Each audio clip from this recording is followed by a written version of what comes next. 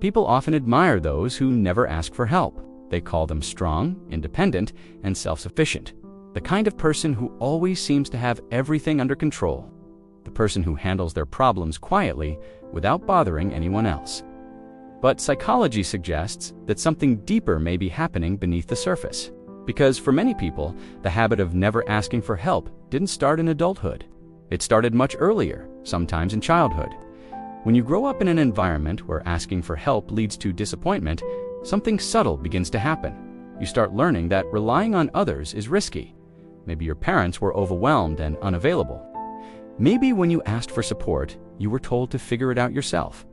Or maybe you learned that needing help made you look weak.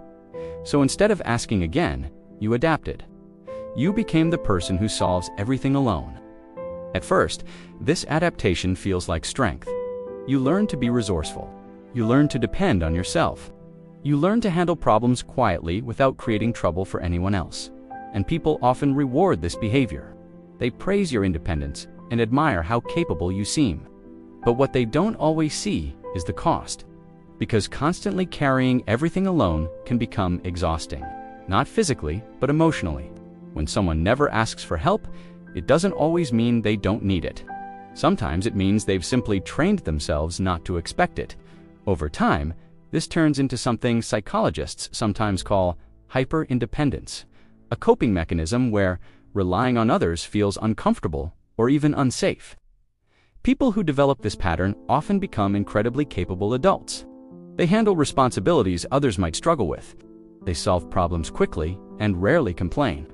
But inside, there is often a quiet belief running in the background. If I don't handle this myself, no one will. And that belief can shape the way they move through the world. They hesitate before asking for support. They minimize their own struggles.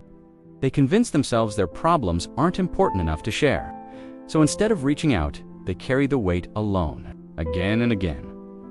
Interestingly, many of these individuals are also the first to help others. They show up when someone else is struggling. They listen, support, and offer advice. Helping others feels natural to them, but asking for help themselves feels different, almost uncomfortable.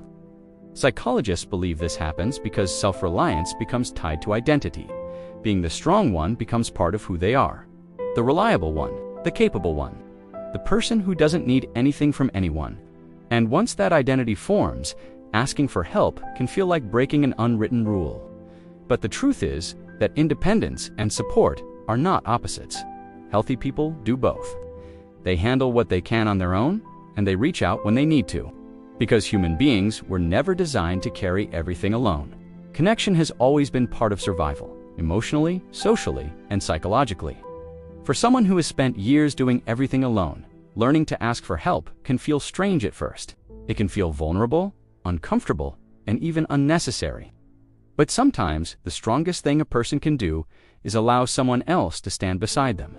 Not because they are weak, but because strength was never meant to be a solo act. And often, the people who struggle the most to ask for help are the ones who have been strong for far too long.